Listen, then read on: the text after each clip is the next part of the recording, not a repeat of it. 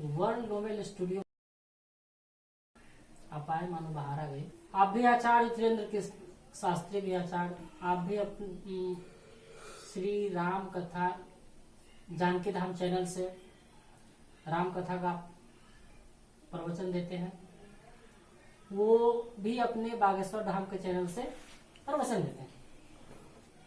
तो दोनों पेशे से एक है, तो मामला जब एक का हो तो लाजमी है कि जानकारी भी उनके बारे में आपको होगा, हो सकता है वो आपके बारे में जानते होंगे।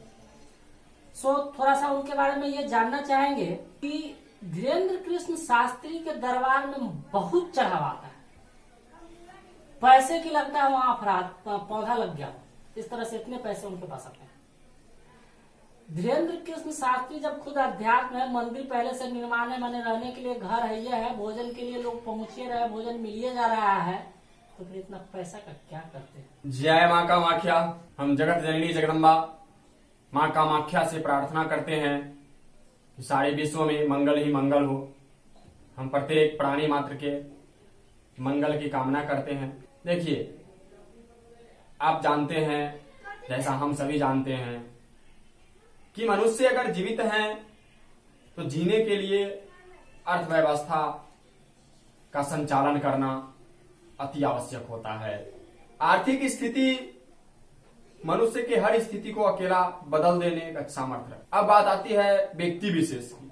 जैसे आपने प्रश्न किया कि धीरेन्द्र कृष्ण शास्त्री के पास इतने पैसे हैं, इतना चढ़ावा होता है, वो क्या करते हैं। आपके मन में यदि ये सवाल आ रहा है, अर्थात आप डिबेटर हैं, बहुत सारे व्यक्तियों के मध्य आपका आना जाना लगा रहता है, बहुत सारे माहौल को आप समझते हैं, वाकिफ हैं, अर्थात ये आपके मन का नहीं, लाखों लोगों के मन का सवाल है। बिल्कुल बिल्कुल, आपने सही कहा। जब ये लाखों लोगों के मन का सवाल है तो आप ये जान लीजिए कि हम ब्राह्मण जो भी कार्य करते हैं वो जन कल्याण के लिए ही करते हैं। ब्राह्मण को चाहिए कि अपना स्वार्थ छोड़कर जन कल्याण के निमित्त ही ब्राह्मणों का जन्म हुआ है, उसे जन कल्याण ही करना चाहिए।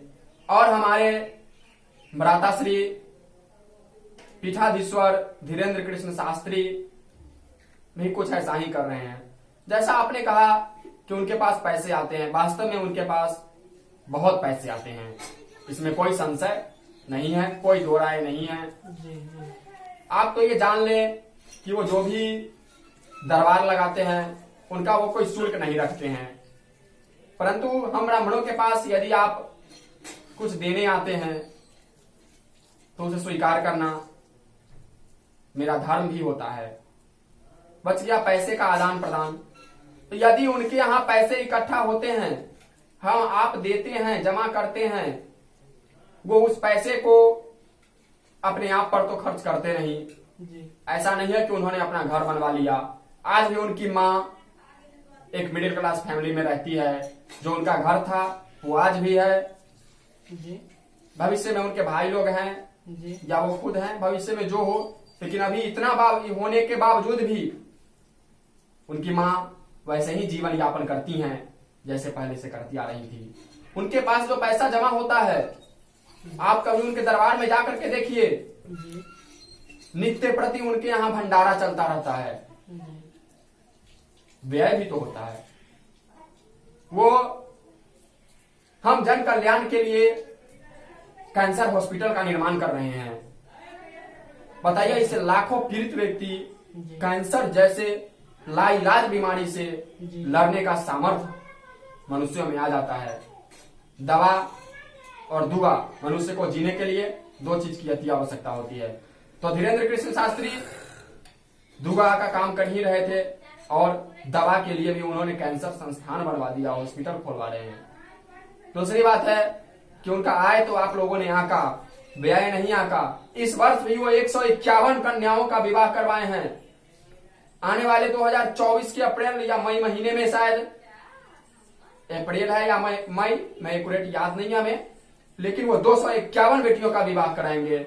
और साथ ही उन्होंने ऐसा कहा है कि अगर उनकी आर्थिक स्थिति अच्छी रही तो प्रत्येक कन्याओं के यहाँ एक मोटरसाइकिल वो गिफ्ट करेंगे। अब 151 इस बार था, अगले बार 251 है। 251 मोटरसाइकिल का एक वैल्यू आप आंक लीजिए। अभी एक छोटी सी भी गाड़ी है, उसकी कीमत ऑलमोस्ट 1 लाख रुपए पड़ती है कम से कम। जी। अब 251 गाड़ियां, उसके बाद विवाह खर्च, उसके बाद उनका अपना संस्था चलता है, उनके बाद बहुत ऐसे पीड़ित व्यक्ति वहां तक पहुंचते हैं तो आर्थिक सहयोग देते हैं। अब आप ये बताइए कि क्या आय से व्यय उनका किस तरह का है। अभी भी उनकी संस्था पैरेलल है, किसी तरह से पॉजिटिव नहीं है, बस हनुमान जी की कृपा है, वो मजे में है। और यदि इस तरह वो जन कल्याण करते रहे तो आने वाले भविष्य में भी उनको किसी तरह की कोई कठिनाई नहीं होगी, ऐसा हम हनुमान जी से कामना करते हैं। बहुत बहुत क्रिटिकल मैटर आपने बताया। वो पैसे तो आते हैं बट उनका खर्च का भी जगह वो बना चुके हैं।